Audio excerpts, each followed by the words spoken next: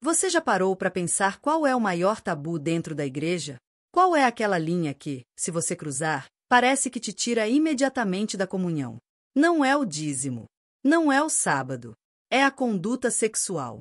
E na Igreja Adventista, baseada nos conselhos de Ellen White, existe um código de pureza tão rígido que, quando quebrado, gera mais vergonha e julgamento do que qualquer outro pecado. Mas calma, o que a gente quer aqui não é falar de pecado, nem apontar dedos. O foco é entender o padrão de graça que White queria que tivéssemos ao lidar com o fracasso dos outros. Porque, sim, existe uma forma de tratar erros alheios sem destruir pessoas com julgamento. Vamos começar pelo básico, o casamento. Para Ellen White, o casamento não era só um contrato ou uma formalidade que se desfaz ao primeiro problema. Era uma aliança sagrada, um reflexo do pacto de Cristo com a Igreja. Ela via o casamento como algo sério demais para ser tratado com descuido. Um compromisso que só a morte poderia quebrar. Então, toda vez que pensamos em divórcio, estamos lidando com algo que Ellen considerava sagrado, um pacto que precisa ser honrado, protegido e respeitado. Ela repetia que não é sobre conveniência ou emoção do momento. É sobre compromisso, fidelidade e respeito mútuo. E isso muda totalmente a forma como a gente olha para as falhas dentro da relação. Mas claro, a Bíblia também fala de situações difíceis. É aí que entra a única exceção bíblica para o divórcio, mencionada em Mateus 19:9. Ela diz que a única razão permitida para o divórcio, e para um novo casamento, é a infidelidade sexual. E na visão adventista, isso não é só uma regra fria, é um limite que protege a aliança, mas também reconhece a fragilidade humana. Não é sobre punir ou julgar, mas sobre reconhecer que algumas situações exigem uma resposta clara, porque sem isso o casamento perde sentido. Porém, qualquer outro motivo, incompatibilidade, brigas, problemas financeiros, não é aceito como justificativa para terminar a união e seguir adiante com outro casamento. A mensagem aqui é simples, o padrão é alto, a exceção é única, e isso gera um desafio enorme para a igreja lidar com pessoas que passam por essas situações. E é exatamente nesse ponto que surgem os conflitos e o julgamento. Quando a única exceção acontece, quando alguém realmente enfrenta o desafio de um divórcio justificado, a reação da comunidade de fé pode ser cruel. Muitas vezes, em vez de apoio, a pessoa encontra olhares críticos, fofocas e afastamento. E é aí que Ellen entra com sua mensagem transformadora no capítulo 42, Compreendendo os Outros. Ela diz que, acima de tudo, precisamos praticar a empatia. Antes de apontar o dedo, precisamos olhar para a história de vida, para as dificuldades, para a pressão que cada pessoa enfrenta. Ninguém deveria ser destruído pelo julgamento alheio. White reforça que não podemos nos colocar como juízes do outro. É muito fácil criticar quando não conhecemos todos os detalhes. Cada ser humano tem sua fragilidade, seus medos, suas feridas. E a igreja deveria ser um lugar de acolhimento, não de tribunal. A ideia é reconciliação e restauração, sempre que possível, e não exclusão ou rotulação permanente. É sobre criar espaço para que as pessoas aprendam, cresçam e encontrem apoio, mesmo quando cometeram erros sérios. O que a gente pode aprender disso na prática? Antes de qualquer julgamento, precisamos nos perguntar: se eu estivesse no lugar dessa pessoa, lidando com metade daquilo que ela enfrentou, eu teria feito melhor. Esse é o chamado de Ellen. Olhar para o outro com compreensão, sabendo que todos falhamos de alguma forma. O julgamento público não traz santidade, só cria isolamento e vergonha. Quando um erro é exposto e a comunidade responde com empatia e graça, a pessoa tem chance de se reerguer e aprender. Quando respondemos com crítica e condenação, só enterramos ainda mais a dor. E isso também vale para todos os tipos de falhas dentro de um relacionamento. Pequenas ou grandes, elas precisam ser vistas com cuidado. A pureza sexual continua sendo padrão, mas a maneira de lidar com falhas é o método que Deus usa para restaurar. E aqui entra o grande ensinamento. Não é sobre deixar o erro passar despercebido, mas sobre tratar cada situação com amor, sabedoria e discernimento. É sobre proteger corações, e não apenas regras. Esse vídeo é um alerta. A Igreja Adventista tem padrões altíssimos, mas a graça de Deus deve ser a lente através da qual olhamos o erro do outro. A única exceção para o divórcio é reconhecida, mas não pode ser motivo para exclusão ou julgamento. A empatia é o que transforma uma comunidade, faz o amor circular e permite que pessoas que erraram encontrem apoio para reconstruir suas vidas. Isso muda tudo. Não estamos falando de ser permissivo, mas de ser humano. Compreender os outros é mais difícil do que seguir regras, mas é exatamente isso que Ellen chamou de prioridade. No final das contas, entender e aplicar o capítulo 42 é sobre olhar para dentro, refletir sobre nossas próprias falhas e aprender a estender a mesma graça que esperamos receber. É sobre criar relacionamentos mais saudáveis, protegidos e cheios de compaixão. E quando o padrão de pureza se encontra com a prática da empatia, o casamento e a comunidade se fortalecem. A mensagem é clara: padrões existem para proteger, mas a graça existe para restaurar. Você já percebeu como é fácil a gente cair na armadilha do julgamento? É quase automático. Quando alguém erra, principalmente em questões de conduta sexual ou divórcio, a primeira reação da comunidade é criticar. Mas Ellen White deixa claro no capítulo 42, o maior perigo não é o pecado em si, mas o julgamento que vem depois. E é aí que a gente precisa prestar atenção, porque julgamento destrói, mas empatia restaura. Ellen fala sem rodeios: não levante a voz em condenação. Não se sente no trono de juiz. Isso vale para líderes, membros, amigos e familiares.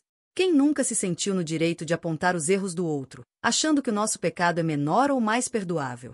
Esse é o alerta dela. Julgamento público não leva à santidade, cria isolamento, vergonha e medo. Em vez de apoiar, a comunidade empurra a pessoa ainda mais para baixo. É chocante, mas verdadeiro. Muitas vezes, a igreja machuca mais do que ajuda. Mas então, como a gente faz diferente?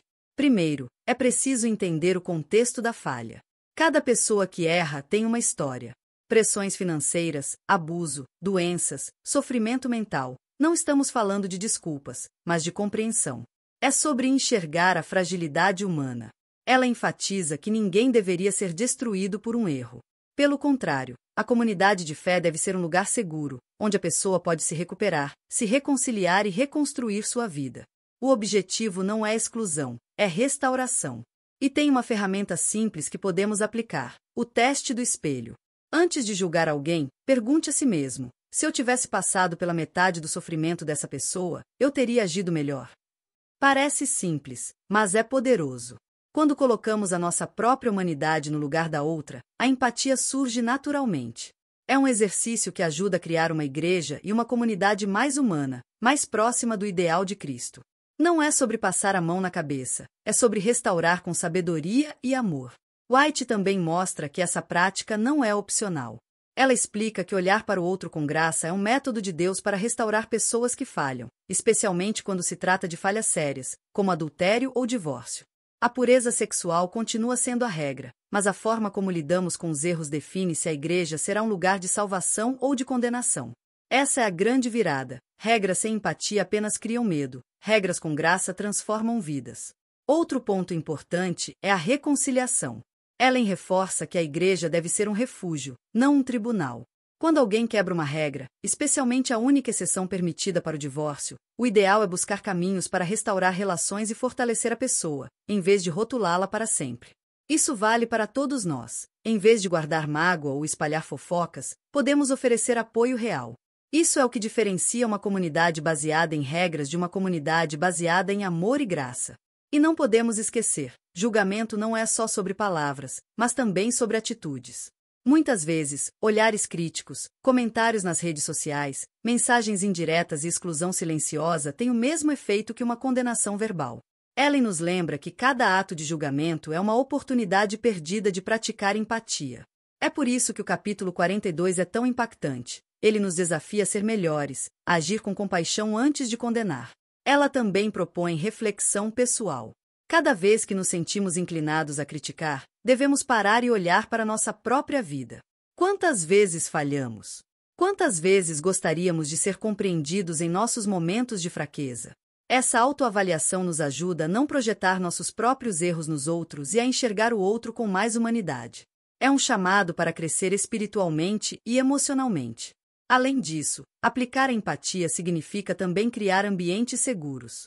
Seja na família, na igreja ou entre amigos, precisamos cultivar espaços onde as pessoas possam ser honestas sobre suas lutas sem medo de retaliação. Isso inclui conversas sinceras, conselhos amorosos e acompanhamento próximo. Ellen destaca que a verdadeira restauração só acontece quando a pessoa se sente acolhida e compreendida, não apenas apontada e julgada. E tem mais. Essa abordagem também protege aqueles que estão em relacionamentos frágeis. Ao lidar com o erro de outro com graça, evitamos que a cultura do medo e da vergonha se espalhe.